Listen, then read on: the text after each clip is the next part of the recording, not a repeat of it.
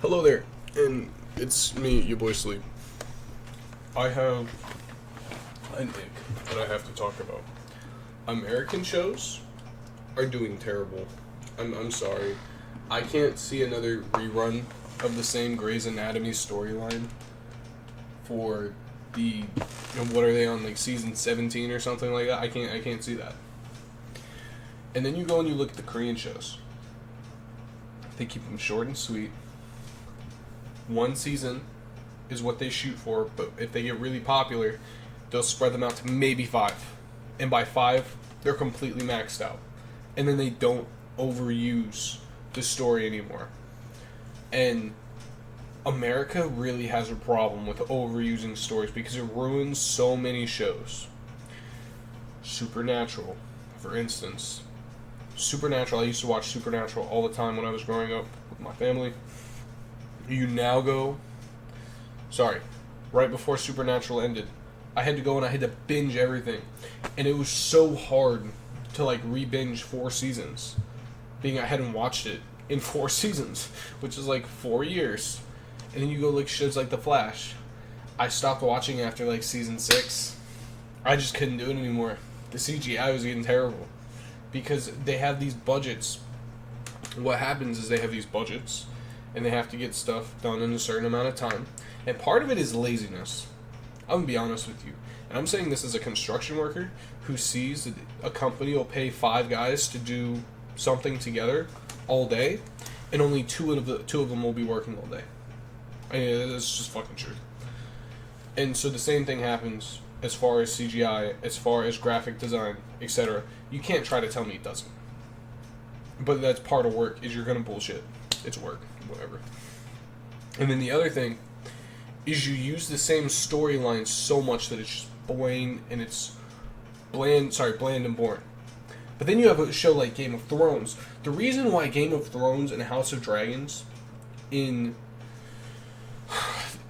the English-speaking language is such an amazing show is due to the fact that they spread it out until it's near perfection.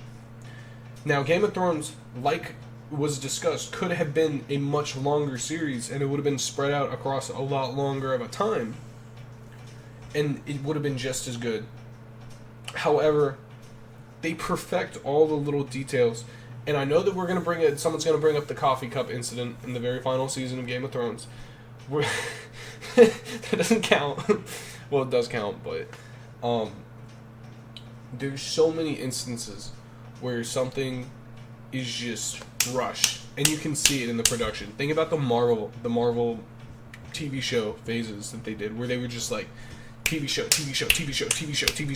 and they were releasing a TV show every 3 months, and it made the CGI look like crap.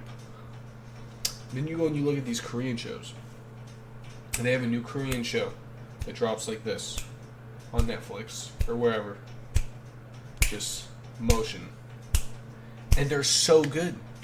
We had Squid Game, we had Alice in Borderland, we had All of Us Are Dead.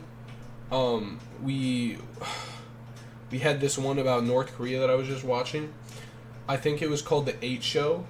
And those are just off the top of my head, but I've watched fucking 20 Korean shows, and they're the best thing that I've ever watched in my entire life, because they're so short and sweet, and they get to the point, and you're upset when they end, but it's good when they end. Another example, if you're an anime fan, if you watched Kengan Ashura. Kengan Ashura is a beautiful anime that shows a beautiful story via flashbacks and how it ended. And you're really sad when the protagonist has what happened to him with that one person at the very end of the manga.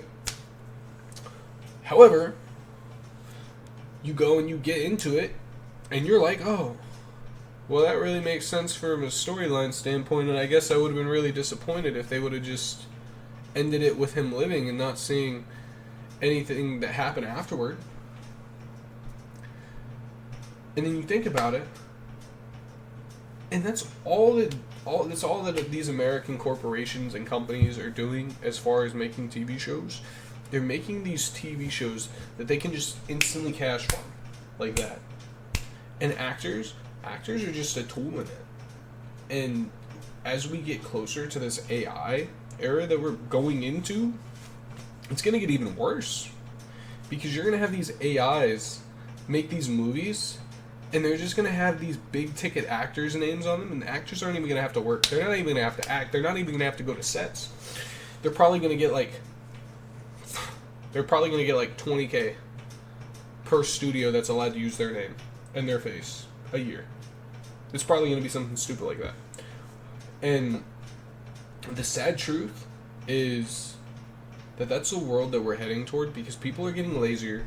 People are getting less willing to put in the proper effort to make something quality, because in the world, in the day and age we live in now, it's quantity over quality.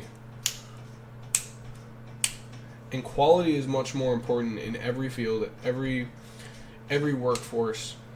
Construction, quality is better than quantity. If you wanted quantity and you hired a drywall guy to run an entire electrical circuit, there's going to be issues. You want quality, you're going to hire a drywall guy to do a drywall guy thing. You want to hire a CEO to go fucking flip burgers? No, you hire a CEO to be a CEO. Like, and people don't understand quality versus quantity, and how much quality outweighs quantity on so many levels. Like the tanks that were used in World War II. It's just the ones that were made, and they were quality but quantity and quantity, they outlasted the ones that were just that the Germans were going and they were producing. And you don't think about how terrible it is that we don't put more effort into the things that matter, like our space program, like exploring our ocean, like figuring out if climate change is real. I don't know if climate change is real. I'm not big in that issue, but figuring out how to better allocate funds to the people, so the people can be the ones to create a better future for us via all these governments, when really we should just have one central government all across the entire world, and we should stop all this stupid fucking rioting, all this stupid fucking wars. And I understand why the stupid fucking wars happen. The stupid wars happen because this guy right here went and shot this little girl, or this little girl went and kicked this little kid in the kneecap when they were 2 years old, and then they held on to that baggage for the rest of their life, and then they went and started a war.